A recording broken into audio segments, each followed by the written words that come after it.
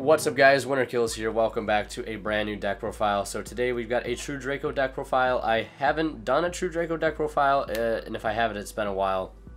But obviously, no Masterpiece, etc, etc. No extra deck because we are playing Monarchs Erupt, no side deck. I don't usually do side decks in videos either unless they're directly from like a tournament or something. But this is just a basic run through of what my True Draco deck looks like.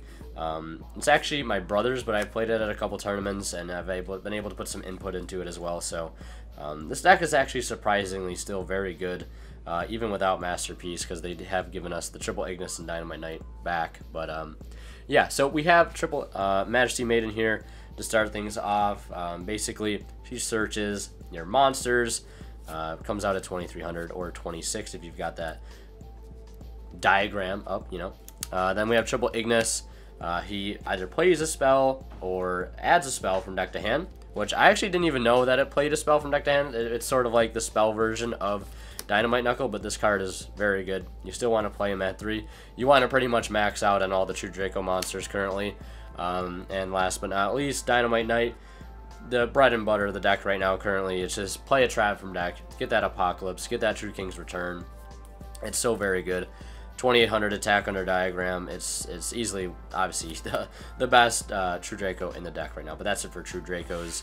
And then next for monsters, who could forget everybody's favorite? I know it's my favorite. Triple Amano Iwato, better known as Rocky Boy. 1900 attack.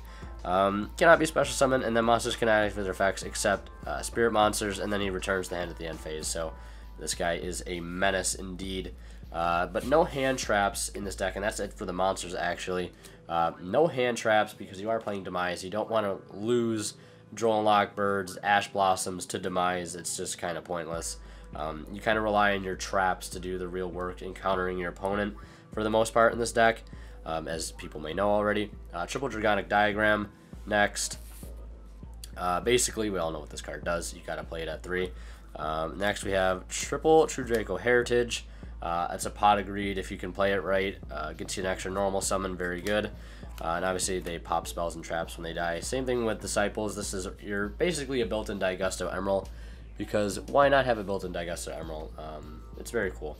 One of the reasons why I still love this deck is the consistency, the draw power it has, the stun factor is just so good. Especially when you have a card like Disciples in it, and you have a card like Card of Demise. Just draw 3 if you have no cards in your hand, and discard anything in the end phase. Your opponent won't take any damage, but for the most part, that doesn't matter. You're not really winning by a matter of life points with this deck. You're winning by a matter of like, oh, you can't play because of X card, Y card. Triple Terraforming. You want to see that diagram. You always want to have that other copy, because they're always going to have something for your first diagram, so you always want to make sure you activate the first diagram. They ash it, and you're like, okay, joke's on you, terraforming, go grab another one, play it over top of it, and then continue to pop off. And then we have triple Pot of Duality. Again, more search power. You're never really special summoning in this deck, so why not play Duality? And 1 Stormforth because card's busted. So that's it for the spells. We'll move into the traps now, basically the heart and soul of the deck. Triple True Draco Apocalypse. Basically use it to tribute during your opponent's turn. And you can tribute a True Draco card, I believe it is.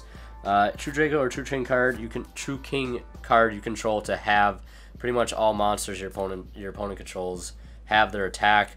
And then you can sort of pop like something else, or maybe another set Apocalypse you have to pop something in the process, or a set Disciples or a face-up Disciples or Heritage to pop something. Maybe a back row or a field spell they might have, so does a whole lot of utility with this card. Then 2 Rivalry of the Warlords. These were Mirror Forces at one point, but this card basically does Mirror Force's job, but a little bit better, because this reacts a little bit faster. Going second against Go keyboards and stuff is fantastic, because if you just have this card, you could also play Goes in match 2, but I'm playing a bit of a different card next. So Rivalry, very, very good. Obviously, you only play Worms and Spirits, so it really never hurts you that much. Double summon limit, so neither player can summon more than 2 times. This is like an older text of it, but I believe like negated summons count towards the summon limit as well.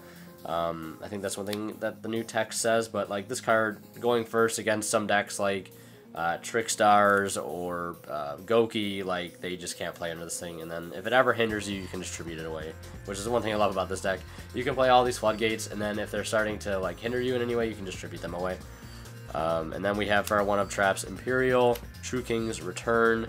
It's the Return of the King up in here, Monarch's Erupt, and Skill Drain. We know extra deck because we are playing the Erupt. I was playing a build with the Combatant and no Erupt, and playing an extra deck with like Exterio, Crystal Wing, stuff like that. It was kind of cool, but it bricked a little bit more than I wanted to. I actually did take that build to a tournament. I went X1 after 4 rounds. It's a small tournament, but I was actually able to summon the Combatant every turn, but it just, against like better decks, it just wasn't always the auto win like I thought it would be. It was actually kind of easy to out, especially against like Mech Knight Invoked and stuff.